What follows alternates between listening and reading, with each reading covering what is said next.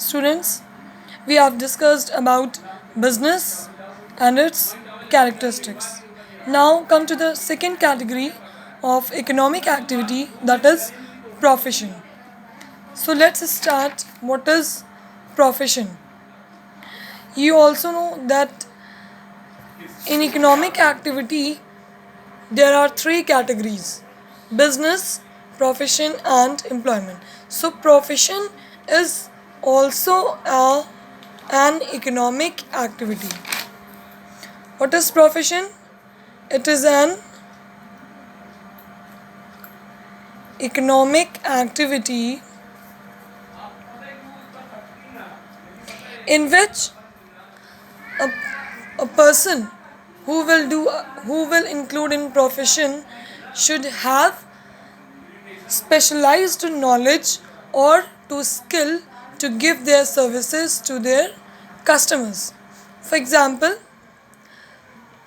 lawyers, doctors, chartered accountants, these all are in the category of profession. The person who will under the category of profession is known as professionalist or professionals. तो what is profession? वो person जिसको profession में आना है उसके पास एक particular field की specialised knowledge होनी चाहिए. लाइक डॉक्टर हैं तो उनको मेडिकल से रिलेटेड, डॉक्टरी से रिलेटेड सारी नॉलेज, स्पेशलाइज्ड नॉलेज उसी फील्ड की उनको होनी चाहिए.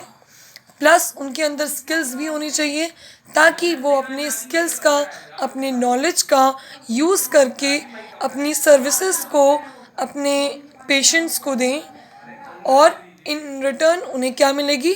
फीस. याद रखिएगा स्टूडेंट्स, बिजनेस में हम क्या अर्न करते हैं, क्या मेन ऑब्जेक्टिव होता है? To earn profit. प्रोफेशन में मेन ऑब्जेक्टिव क्या होता है? To earn fees.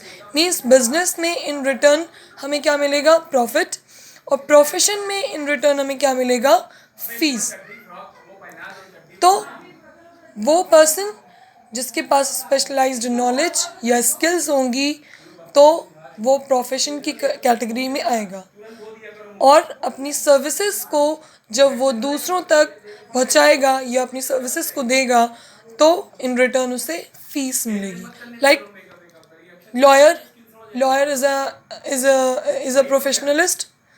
लॉयर क्या करेगा? अपने क्लाइंट को अपनी सर्विसेज देगा.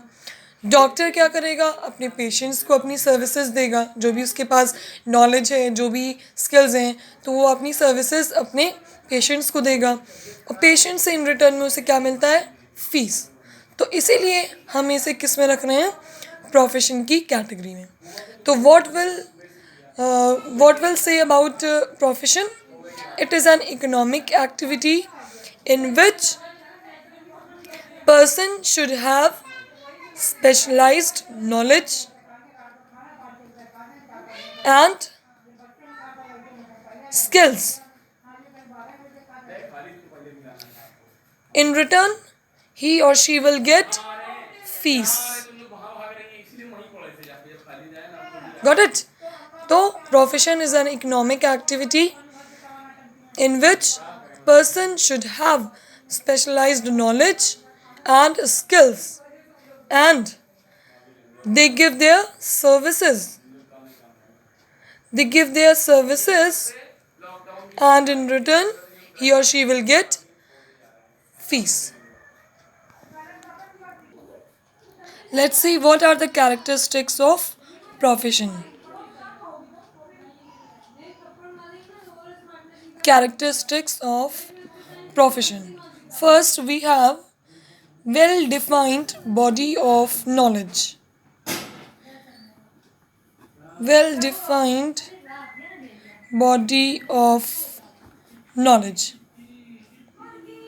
Can anybody guess what it means?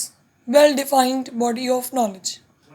It means that the person who is entered in the profession, that is professionalist or professionals, should have the knowledge of that field. For example, lawyer अपनी जो field है या doctor की जो अपनी medical field है उसके पास अपनी सिस्टमेटाइज्ड बॉडी ऑफ नॉलेज, मतलब अपनी फील्ड की पर्टिकुलर उसे इन डेप्थ नॉलेज होनी चाहिए। इन डेप्थ नॉलेज होगी तभी वो उस अपनी फील्ड में मास्टरी लेकर उसको अपनी सर्विसेज को लोगों तक पहुंचा सकेगा या दे सकेगा। तो the person should who will enter in the profession should have the in-depth knowledge on that field. Second point, we have restricted entry. It means कि वो कोई भी पर्सन ईजली प्रोफेशन की कैटेगरी में या प्रोफेशन की लाइन में enter नहीं कर सकता है। इसकी यहाँ पर एंट्री जो होती है वो रिस्ट्रिक्टेड होती है। Why? Because the person who will enter in the profession should have the proper education or should have given some examination or should have been proper training certificate. It means कि वो person जो profession में enter करेगा उसके पास अपनी field की proper education होनी चाहिए, उसने एग्ज़ाम्स उसके पास किए हुए हों और प्रॉपर उसके पास ट्रेनिंग भी होनी चाहिए, तभी वो प्रोफेशन में एंटर कर पाएगा। फॉर एग्ज़ाम्पल लाइक डॉक्टर्स होते हैं, डॉक्टर्स अपनी एजुकेशन कंप्लीट करते हैं, देन आफ्टर उनको ट्रेनिंग दी जाती है। क्यों दी जाती है? कि वो अपनी सर्विसेज को इन फ्यूचर जब वो दें तो उनको कोई प्रॉब्लम ना आए और ना ही पेशेंट्स को कोई प्रॉब्लम आए। तो प्रॉपर उनका ट्रेनिंग वर्क होता है। जब ये एजुकेशन और ट्रेनिंग कंप्लीट कर लेंगे तब उन्हें सर्टिफिकेट मिलता है और आफ्टर व्हेन ही और she will get certificate then he और she will enter in the profession of that field. तो यहाँ एंट्री कैसी होती है? रिस्ट्रिक्टेड होती है। Next we have professional association. Professional association says that कि every profession should have affiliated with some professional association. Means कि जितने भी प्रोफेशंस होते हैं वो किसी ना किसी एसोसिएशन से एफिलिएटेड होते हैं। ऐसा एसोसिएशन जो उस प्रोफेशन के कोड ऑफ कंडक्ट को, सर्टिफिकेट को, रूल्स एंड रेगुलेशंस को सेट करता है। जैसे अगर आप स्कूल की बात करें तो आप स्कूल से डिग्री लेना चाहते हैं, स्कूल से सर्टिफिकेट लेना चाहते हैं। अब ये स्कूल ही डिसाइड करेगा कि स्कूल से रिलेटेड हमारे क्या डिसिप्लिन रूल्स होंगे, क्या हमारे कोड ऑफ कंडक्ट होंगे, या जब हम बच्चों को एंटर करेंगे तो किस टाइप के टेस्ट लिए जाएंगे। जितने भी रूल्स हैं वो स्कूल डिसाइड करेगा। Same with this profession, her profession किसी ना किसी एसोसिएशन से एफिलिएटेड होता है और वो एसोसिएशन डिसाइड करता है कि प्रोफेशन में जो भी कोड ऑफ कंडक्ट रखे जा रहे हैं, जो भी सर्टिफिकेट हम देंगे लोगों को, वो किस बेसिस पे होंगे, क्या रूल्स एंड रेगुलेशंस हैं, ये सब एसोसिएशन डिसाइड करता है। For example, lawyer has to become a member of bar council to practise law in India. मतलब कि अगर कोई लॉयर बनना चाहता है, लॉयर बन के इंडिया में वो प्रैक्टिस करना चाहता है, तो उसको क्या करना होगा? उसको बार काउंसिल का मेंबर बनना ज़रूरी है। तो बार काउंसिल क्या हो गया? लॉयर यहाँ पर प्रोफेशन है, लॉयर प्रोफेशन है और इसका एसोसिएशन क्या है? Bar council. तो अगर कोई ऐसा लॉयर है जिसको प्रैक्टिस करना है और सीनियर लॉयर बनना है तो उसको बार काउंसिल का मेंबर बनना ज़रूरी होता है। इसीलिए कहा गया है कि हर प्रोफेशन किसी ना किसी एसोसिएशन से एफिलिएटेड होता है। Next point we have code of conduct. Code of conduct simply means the rules और regulation in that profession. Code of conduct कौन डिसाइड करेगा? Professional association. और ये code of conduct means rules and regulations उस profession में आने वाले हर पर्सन को सिंसियरली और ऑनेस्टली उसको फॉलो करना ज़रूरी होता है. फॉर एग्ज़ाम्पल, अगर मेडिकल की फील्ड में हम देखें तो डॉक्टर्स जब प्रोफेशन में एंटर करते हैं तो प्रोफेशनल एसोसिएशन उनके लिए कुछ ना कुछ रूल्स एंड रेगुलेशंस और we can say that code of conduct रखती है, जिसको डॉक्टर जब अपनी सर्विसेज देगा या पेशेंट्स को ट्रीट करेगा तो उन रूल्स को, उन कोड ऑफ कंडक्ट को सिंसियरली और प्रॉपरली उसको फॉलो करेगा. तभी प्रोफेशनल एसोसिएशन उनको सर्टिफिकेट ऑफ ट्रेनिंग और सर्टिफिकेट ऑफ मेडिकल फील्ड की उनको वो पास आउट करेंगे. तो ये कोड ऑफ कंडक्ट जो है उस फील्ड में आने वाले हर पर्सन को फॉलो करना ज़रूरी होता है. कोड ऑफ कंडक्ट में एग्जांपल्स में आप लिख सकते हैं कि फॉर एग्जांपल स्कूल, तो स्कूल एक ऐसा एसोसिएशन है या इंस्टीट्यूशन है कि जो वो रूल्स एंड रेगुलेशंस या कोड ऑफ कंडक्ट को सेट करता है, डिसिप्लिन सेट करता है.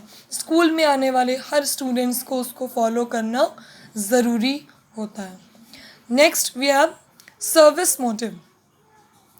प्रोफेशन में ऑलरेडी मैंने बताया है कि जो प्रोफेशनलिस्ट होता है वो अपनी सर्विसेज को पेशेंट्स को या अपने पर्सन को अपनी सर्विसेज देता है. तो यहाँ प्रोफेशन का मेन मोटिव क्या होता है? To give their services to the person और टू गिव और to serve the people. Means हम जिस फील्ड में हैं उस फील्ड में रहकर हमें अपनी सर्विसेज को लोगों को देना है. मेन मोटिव हमारा होता है सर्विसेज को देना, या हमारे जो भी क्लाइंट्स हैं, हमारे जो भी पेशेंट्स हैं उनको सर्व करना.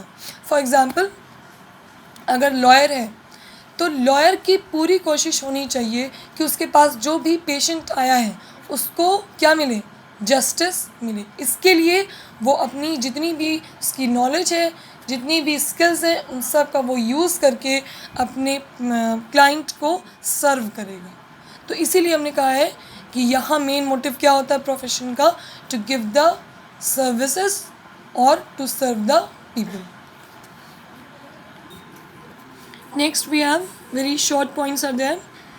रिवॉर्ड और रिटर्न.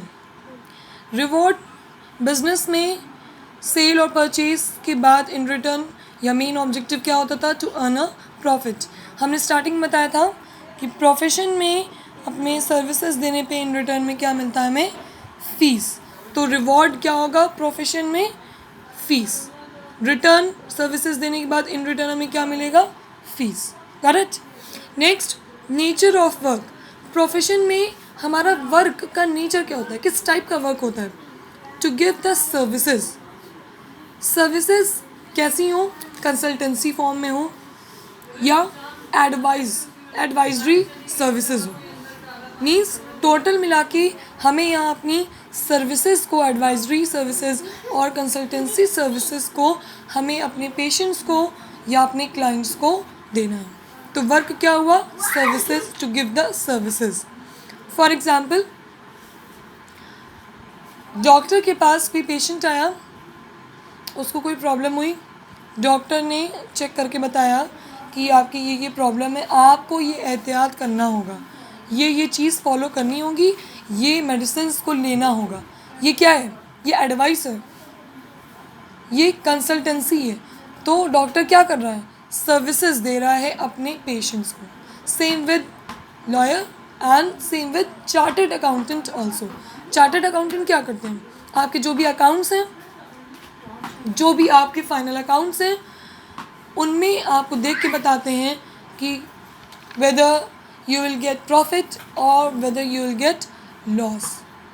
चार्टर्ड अकाउंटेंट का काम ही होता है कि टू इंश्योर और to identify whole financial profit and loss account. तो नेचर ऑफ वर्क क्या होता है? कंसल्टेंसी सर्विसेज या एडवाइजरी सर्विसेज को देना. So these are the characteristics of profession. Student, if you have any problem, any query, please free to ask.